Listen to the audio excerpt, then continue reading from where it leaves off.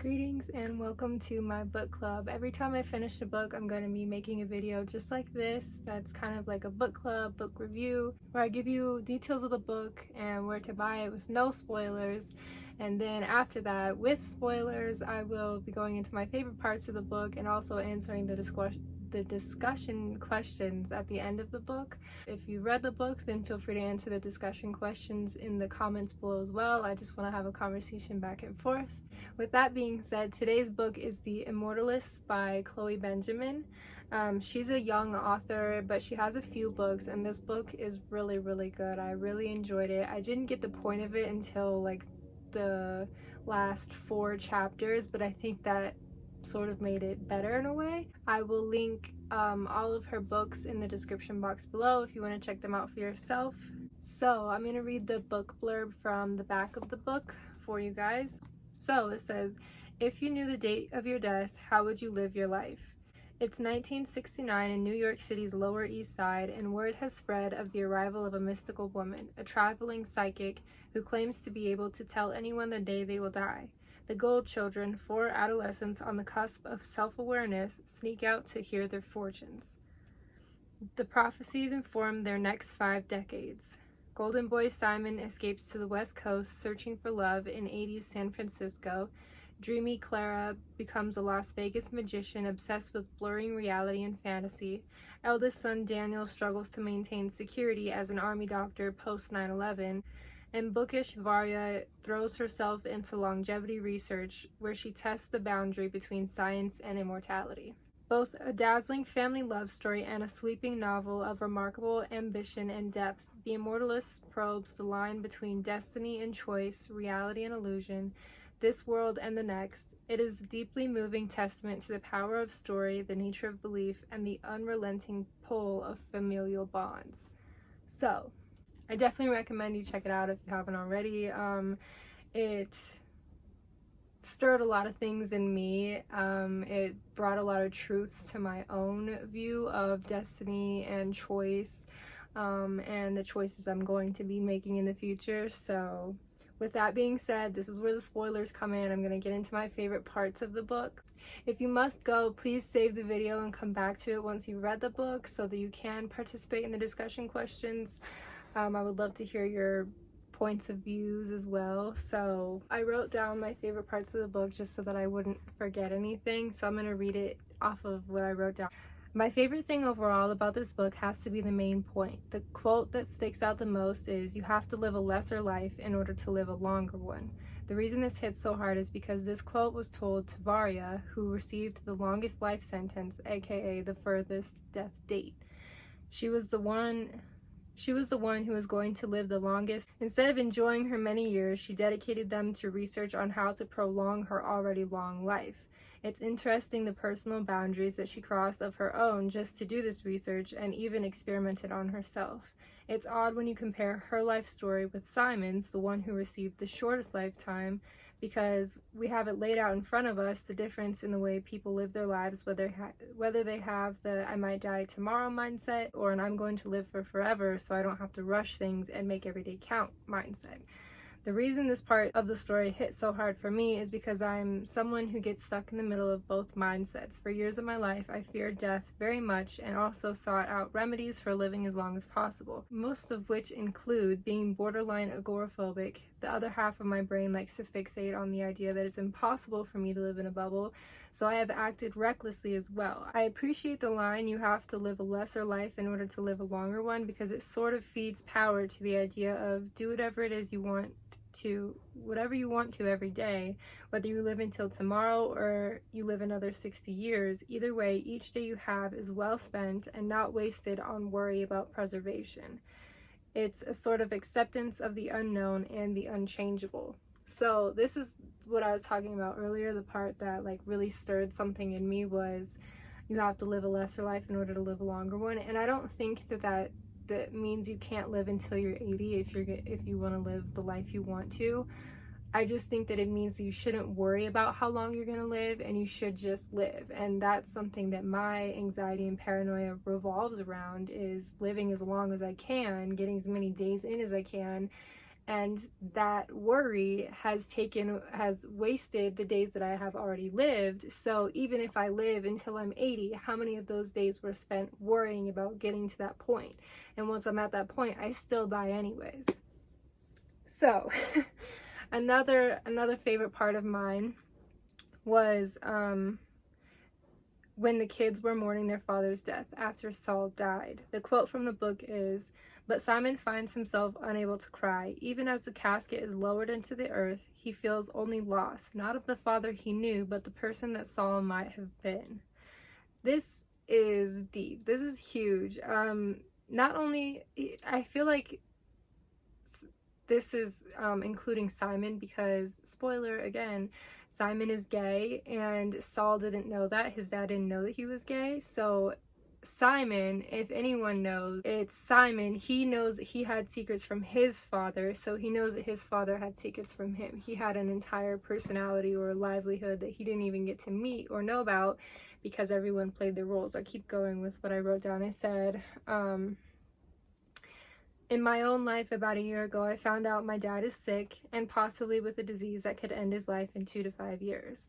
Now, I've never had the closest relationship with my dad, but growing up, he was always a very business-minded person. Like, he's not a very emotional person. I was, so we just didn't connect on a lot of things. We had fun too, but there was never a whole lot of emotional connection between me and him. Finding out he was sick instantly shook me because there was so many things I had to tell him and wanted to share with him, but that just wasn't how a relationship worked. I didn't know how.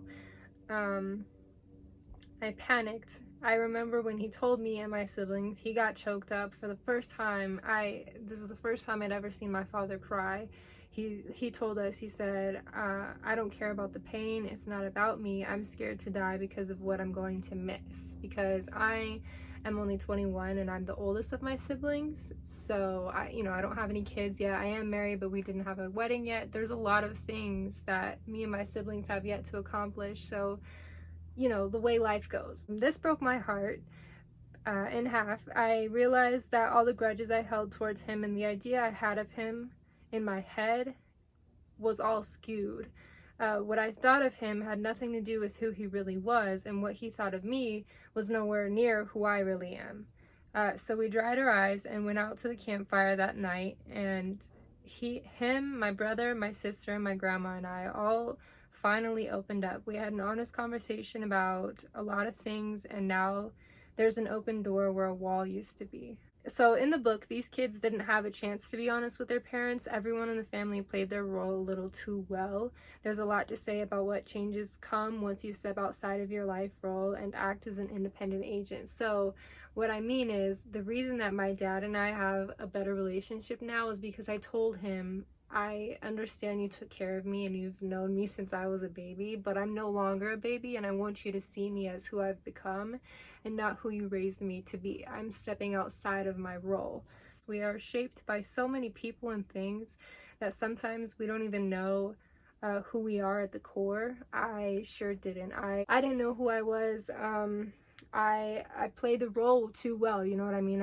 I was a good girl, so I did everything that people told me to do, and I thought that that was my personality, that was my personhood, and I went through some things that kind of took my purpose away from me. I wasn't allowed to work. I wasn't near family anymore, so I didn't really have a direction to go, and so I was stuck to find myself.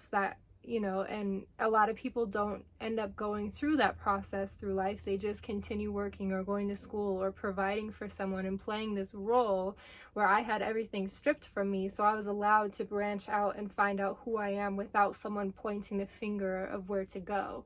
I'm still in that process. It's been 3 years and I still haven't found out a lot about myself, but I found out more than I would have if I kept working and kept providing and kept ignoring those parts of myself. Now I'm going to get into the discussion questions that you can find in the back of the book.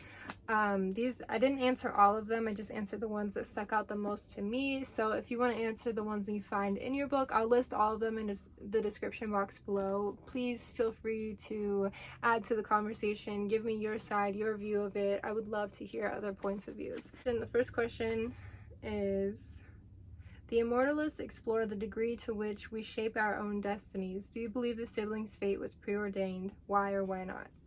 So my answer is yes and no. I think that the power of thought, a quote from the book was words have wings, is far more than we give it credit for. Because a specific date was given to them at such a young age, it obviously had huge influences on their later choices and ways of living. With Simon, he felt he had such little time, so he did everything fearlessly.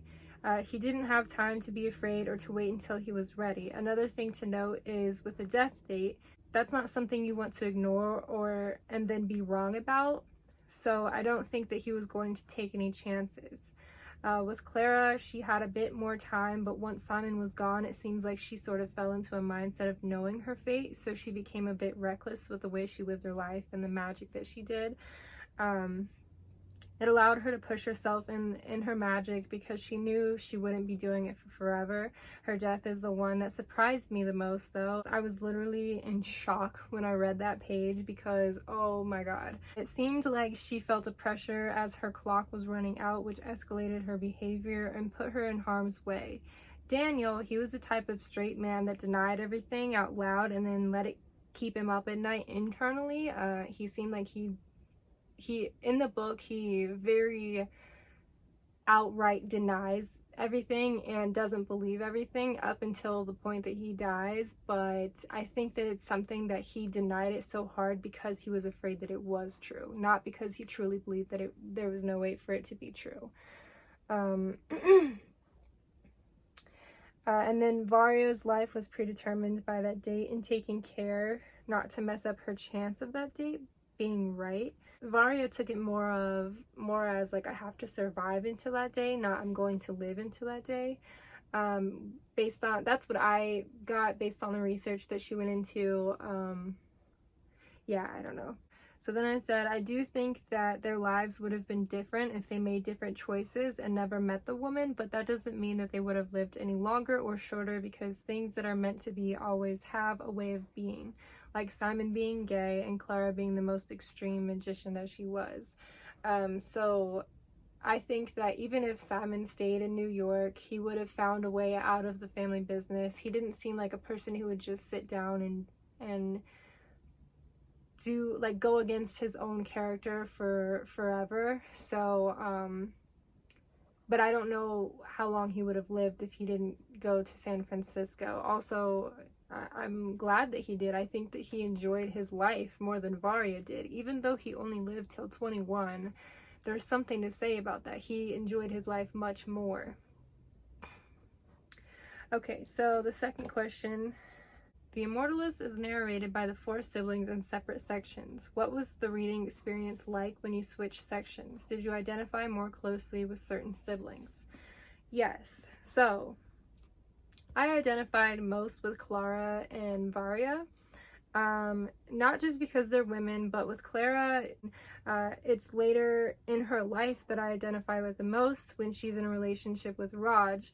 Her passion has been turned into a monopoly, and she isn't allowed to exist freely inside of their relationship. I've dealt with my fair share of controlling men, and while reading her chapters of the book, I only wished I could step into the plot and hug her, because I've just felt the way she's felt before. I've been suicidal. I've just been to that point where nothing feels like it matters anymore, and you can't tell anyone. So I felt for her a lot. I really enjoyed her section of the book. Raj was no help to her situation, and while she was grieving the deaths of her father and her brother, she had to deal with a lot of existential questions internally. In my life, my now partner saved me from walking down the same road as Clara by giving me space to be existential and confused and hopeless when it comes to death. Again, I've dealt with fear of death since I was 7 years old.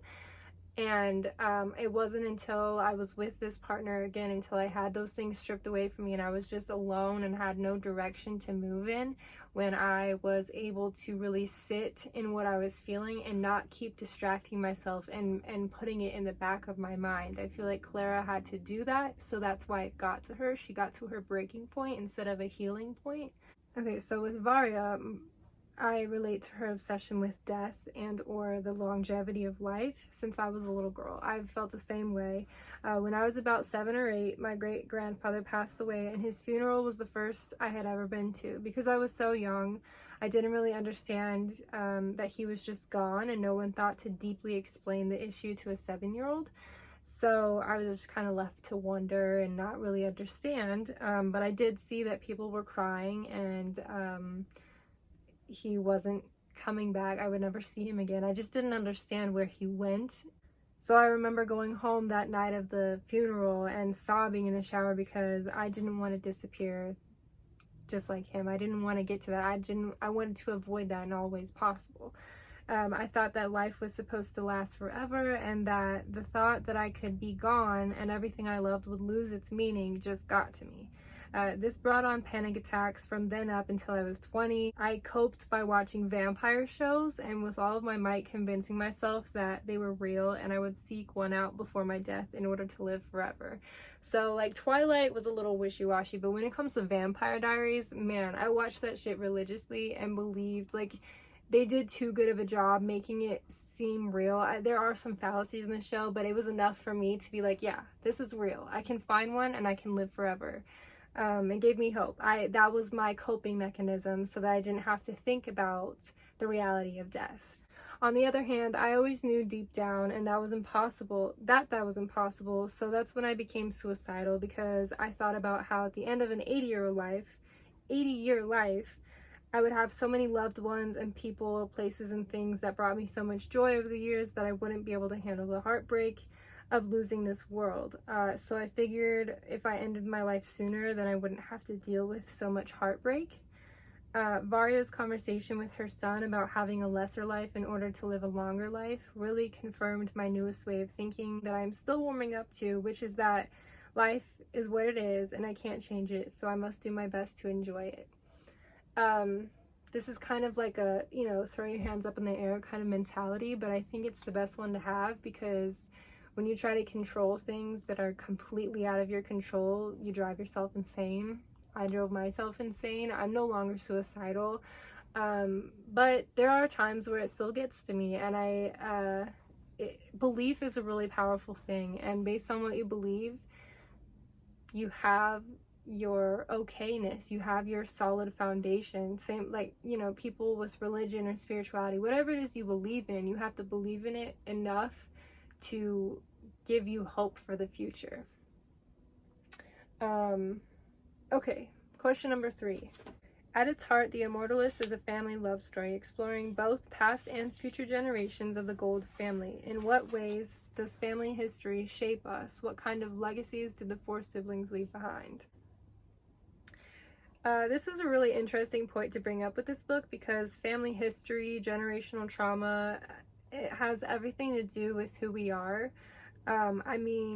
We start developing our personhood as soon as we're born, and based on the way you're brought up, there are a lot of different outcomes possible.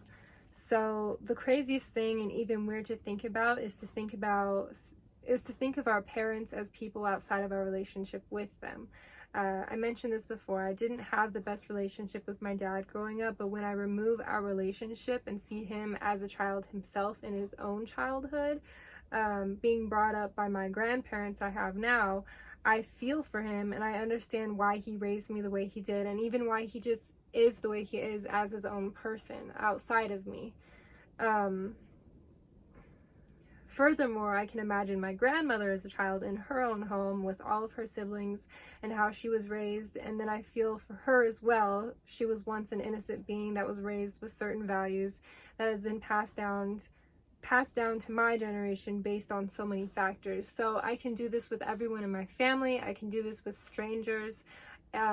This is a really helpful mentality or perspective to have when it comes to forgiving others and when it comes to having patience with others, because the way we are is not our fault. It's just our responsibility. Just like I said, I was raised a certain way, and that brought me to act a certain way and make certain decisions, but as soon as I stepped outside of that person of who I was told to be and started making decisions based on who I am, I felt a lot more responsibility for who I am and who I'm going to be. That history goes on for hundreds of thousands of years, all the way back. I mean, your family tree is huge. So this perspective is especially helpful when attempting to break familial karmic cycles. It's not my fault that I was raised the way I was, but it is my responsibility. I don't think too many people think that way. They just are who they've been told to be and pass the same mindset on to their children without realizing they can forgive their parents and reparent themselves to be the people they wish to be, or just be someone outside of being locked in this role. I think that it is one of the most powerful ways to honor our ancestors and provide for future generations. It's no one's fault in my family tree for being the way they were, but it is their responsibility. They just had no idea. Now it's my responsibility to break certain cycles and stop certain mindsets and values or just traditions in order to make for a better future for my generations to come. Okay, question number 4. Okay, so it says, discuss the siblings' significant others, Raj, Mira, and Robert. How are their lives affected by the prophecy? How do romantic and familial relationships interact and contrast in the Immortalists? So, the thing we have to note first in this book and in our reality, when you meet someone at any point in your life, they have however many years before they met you backing up their personality and reasoning. When I meet someone, I understand that just what I perceive about them is not the whole truth, even more so because of this book. When Simon met Robert, as much as they loved each other, he never shared the prophecy. Personally, I would have shared something like that with my partner, but I also understand why none of the siblings did share it, because they didn't want to. It's like putting power to something that you don't want to believe in. It sounds outrageous, but Robert loved Simon because he was fearless and acted out of passion and like he wanted to live every day like it was his last. What Robert didn't know is that there was a reason Simon acted this way, and it wasn't his true nature. And maybe it was, but it wasn't who he was before he got the date. He wasn't always free-spirited and reckless, but with a short lifespan, he figured he had no other choice. I think the prophecy may have blocked the siblings from being able to be any closer to their spouses, and they all had to deal with an internal battle alone. If I were to know what day I was going to die, I would probably grieve my own death at least once in a while, if not daily, and I cannot imagine having to do that alone.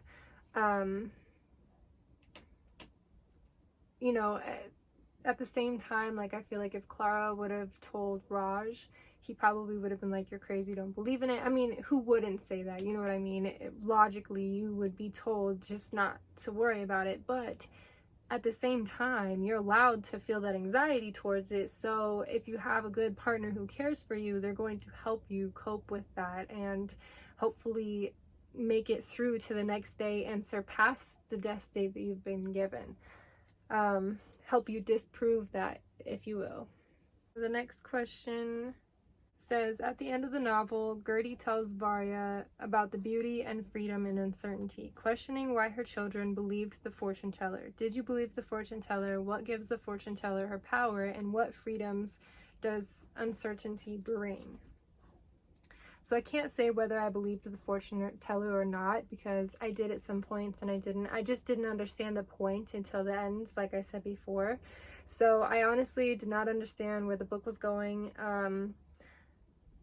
But just because I did not understand why they brought up the prophecy and ignored it, even when some of it came true, I feel they should have discussed it more in some ways as siblings. At least I would have with my siblings. I know we wouldn't have shut up about it.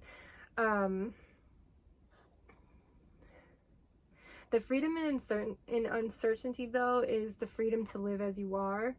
You can tell that the timeline given to each sibling affected them and the way that they lived their lives in many different ways. I think that if they had not been given the dates, they would have lived very different lives. The one positive I will give to knowing your death date would be the ability to prioritize your life. So with Simon, he was able to go and do whatever the fuck he wanted to, because he was given that freedom. He was told, you know, you have up until this point, and maybe he could have lived longer if he were safer about it. But I feel like, again, he enjoyed his life more than Daniel or Varya did. So yeah, I don't know.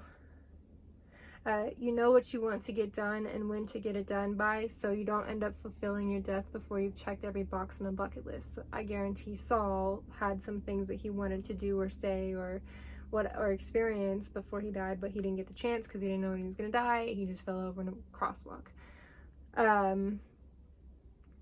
The thing about living your life is that we are constantly told to live every day like it is your last, but how often do you really live a day like that? I like to think that moments in every day are lived like that, but I don't know about my days completely that are lived like that. So, question for you. The next question was, what do you imagine happens to Varya after the book's ending? How have her views on longevity and death changed? So I think Varya found peace. I'm not sure if she fulfilled her prophecy or not, but I know that whatever years she did have left, they were spent with a huge weight lifted off of her shoulders, and she probably enjoyed them a lot more than the previous years. Like I mentioned before, I relate to her story in so many ways. When she had her breakdown at the lab, I took it as her coming to terms with that she cannot outrun this life.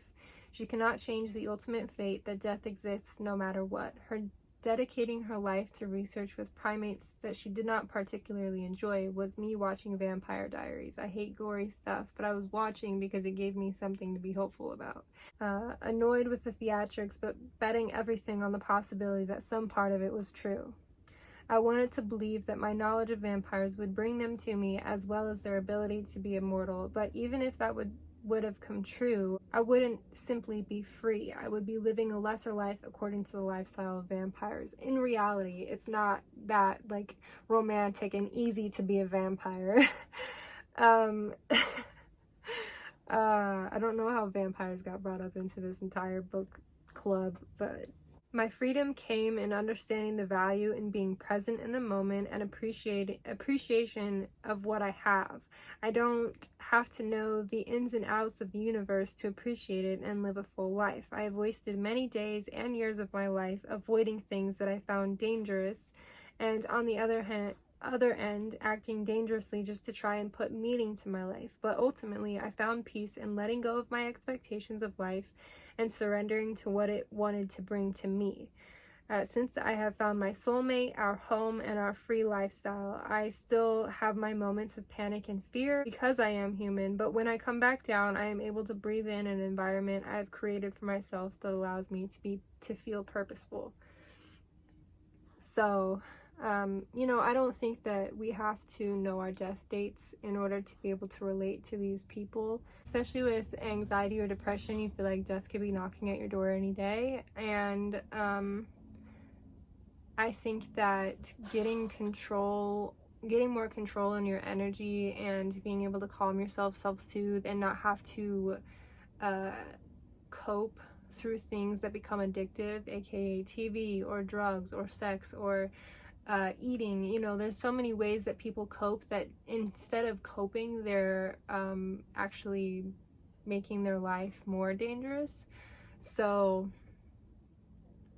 like with Simon, so there's one thing that I relate to with Simon is that to cope with he had sex a lot. He probably was a sex addict just because that's what made him feel alive. It's the adrenaline rush. You can call it sex or you can call it a roller coaster. Either way, there's something that makes you feel alive, and if you know or you feel that you're not going to live a long time, you're going to do things that make you feel more alive, aka drugs, sex, or other things that, like adrenaline junkies. That's a real addiction, is putting your life in danger just to be like, oh yes, I'm still alive.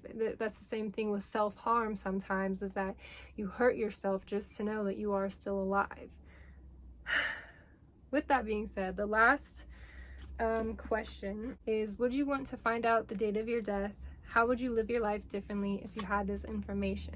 I think that depends on what the date would be, according, like, as far as how I would live my life differently, but personally I would not want to know because I know I would hyperfixate on it. If I could tell the fortune teller if it's before I turn 73, just don't tell me, then maybe I would go. But then again, too, I think that the dates that the siblings got could all have been changed based on the decisions they made. So, to my understanding, Daniel was in the clear until he drove 10 hours to Utah or wherever it is he went. And Clara, I had a gut feeling she was going to die during her opening night on stage. So, I'm not sure if her date would have changed. But either way, I'm still not leaning towards 100% either way as to whether I believe in the prophecy or not. So, with that being said, that brings this video to a close. I hope you enjoyed. If you have any thoughts or feelings on the discussion questions, let me know. If you have anything to add to what I've shared, let me know in the comments below. Thank you so much for enjoying this video. I hope you have a wonderful rest of your day.